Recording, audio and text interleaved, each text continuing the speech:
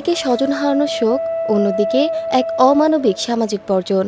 মৃত্যুর পর শেষ বিদায়টুকু যেন হয়ে উঠল এক অসম লড়াই। ঘটনাটি ঘটেছে চুয়াডাঙ্গা শহরতলির দৌলতদিয়ার দক্ষিণ পাড়ায়।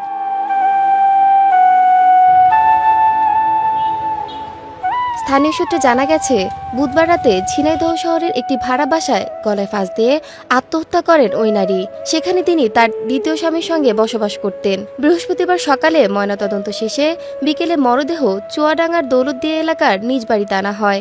তবে মরদেহ পৌঁছানোর পরপরই স্থানীয়দের একটি অংশ কবরস্থানে দাফনে আপত্তি তোলে। টিকটক করে প্লাস তার ফুল অফ ফ্যামিলি আপনার মাদক ব্যবসা করে। যারা অরিজিনাল এখানে বাসিন্দা সে মাটি হতে পারবে, তাছাড়া সে মাটি হতে পারবে না।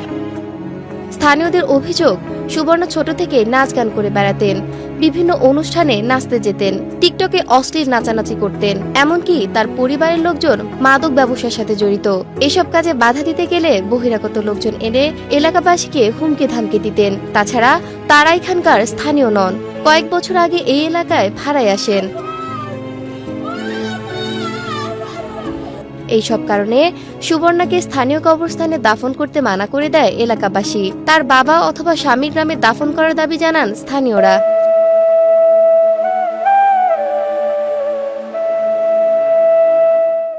পারিবারিক সূত্রে জানা যায়, নিহত নারীর প্রথম বিয়ে হয়েছিল চুয়াডাঙ্গা পৌর এলাকায়। সেই সংসারে তার দুটি মেয়ে এবং একটি ছেলে সন্তান রয়েছে। প্রায় 6 বছর আগে দাম্পত্য কলহের জেরে তিনি স্বামী সন্তান রেখে ঝিনাইদহের শৈলকুপার এক ব্যক্তির সঙ্গে নতুন করে সংসার শুরু করেন। পরিবারের দাবি, সাম্প্রতিক পারিবারিক অশান্তির কারণেই তিনি আত্মহত্যার পথ বেছে নেন। তবে এমন পরিস্থিতিতে পুলিশ স্থানীয় জনপ্রতিনিধি ও গণমান্য ব্যক্তিদের সাথে আলোচনা করে রাতে সেই লাশ দাফন করে। সুবর্ণা আক্তার নামে একটা মেয়ে আমরা শুনেছি ঝিনাইদহে তার স্বামীর বাড়িতে মারা গেছিল, আত্মহত্যা করছিল। পরবর্তীতে ওখানে তার জানাজা কোনো এক কারণে হয়নি, আমরা জানি না। তবে আমাদের চুয়াডাঙ্গা থানার মধ্যে দৌলতদিয়ার তার বাবার বাড়ি, তার মায়ের বাড়ি, এখানে তার দাফন কাজ করার জন্য আসছিল। কিন্তু স্থানীয় লোকজন তার দাফনের বিষয়ে প্রথমত একটু তারা আপত্তি করছিল।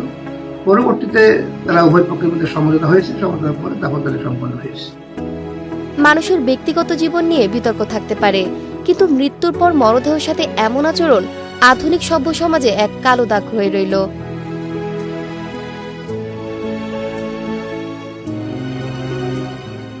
রোকসানা রাহি, বৈশাখী সংবাদ।